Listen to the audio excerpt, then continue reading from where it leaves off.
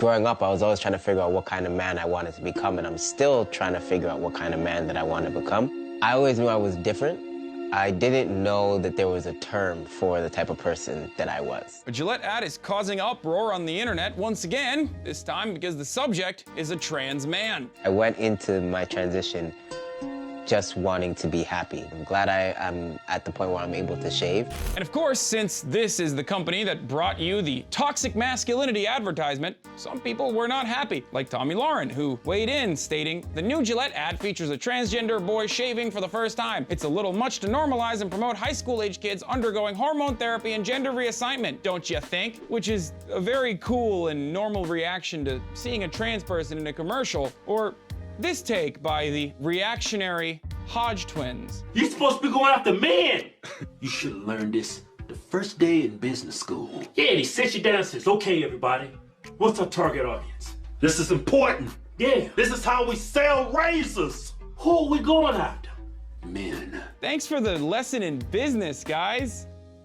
Now look, obviously I'm no fan of corporations, but can you please explain to me how you can exist in the current year and act like your bigotry against trans people is exclusively centered around like free speech while simultaneously getting mad at a commercial? Because the Trump administration instituted a military trans ban that will cost more money to implement than it would cost to keep things the way they were. Approximately 13,700 trans service members will be discharged from the largest LGBT jobs provider on the planet exclusively because they're trans. But go on, tell me more about how this ad is probably worse than that. 1 out of 3 trans people have reported being homeless at some point in their lives. 1 out of 5 trans people have unstable housing or are at risk or in need of shelter services. And yet the Department of Housing and Urban Development is proposing a rule change that will allow federally funded homeless shelters to deny services to trans youths. So I ask you, which one's worse? You saw a trans person on a commercial. He was shaving. 56% of LGBT and 70% of trans and gender nonconforming people reported experiencing discrimination by healthcare providers, including refusal of care, and yet the Department of Health and Human Services announced a new rule that would allow medical providers to cite their personal beliefs in refusing to provide a broad spectrum of services, including life-saving care for LGBTQ patients. But yeah,